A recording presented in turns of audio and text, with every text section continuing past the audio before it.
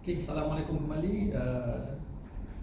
Saya masih tidak boleh maintain eye contact dengan kamera lagi.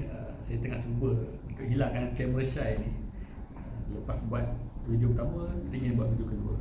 Kali ini saya bercakap mengenai hukuman-hukuman di dalam kanun kesisaan yang boleh dikenakan terhadap salah lah. Yang pertamanya adalah amaran lisan. Amaran lisan ni biasanya dia untuk kesalahan kecil, untuk kesalahan yang kali pertama. Tapi hakim akan tengok pada kelakuan, sejarah, umur, kesihatan dan keadaan mental pesalah tu lah. Yang baiknya tentang amaran lisan ni, walaupun didapati bersalah tapi sebenarnya dia tidak ada rekod jenayah. Yang kedua adalah buan kelakuan baik. Buan kelakuan baik pun lebih kurang macam amaran lisan, tapi kena letak duit lah di situ, ataupun sama ada duit atau tidak ada duit lah sebenarnya. So dia untuk kesalahan kecil juga, dan masih hakim akan melihat kepada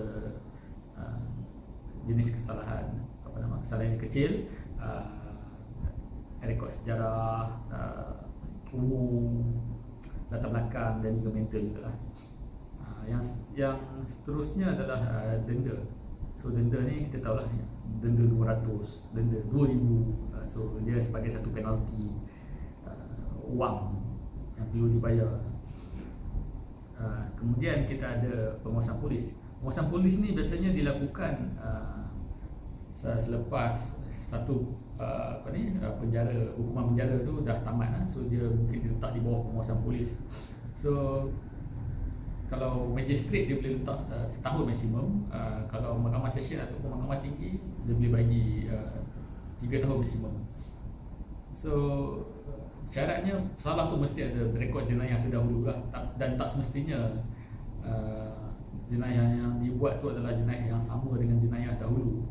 So dan macam saya katakan tadi, dia akan dijalankan selepas waktu period pemenjaraan dia yang dikenakan. Dan yang seterusnya adalah pampasan dan kos. So pampasan dan kos ni, pampasan ni wang jugalah, tapi diberikan kepada orang yang terananya tu lah.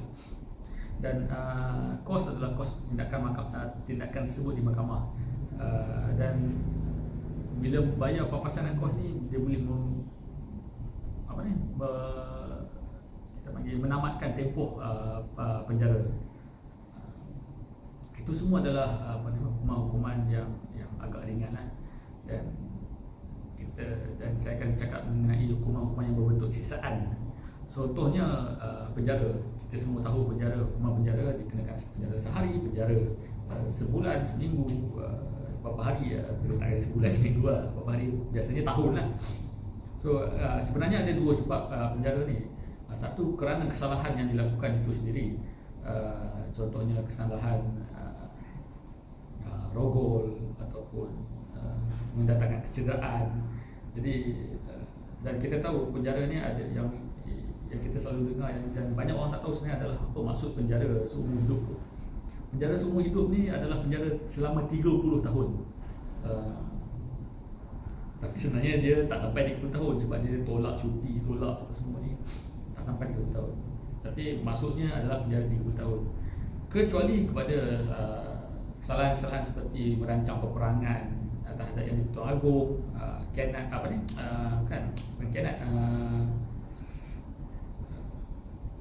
khianat terhadap negara lah. So itu adalah dikenakan penjara sepanjang hayat. Seumur hidup maksudnya adalah sepanjang hayat sampai mati. Yang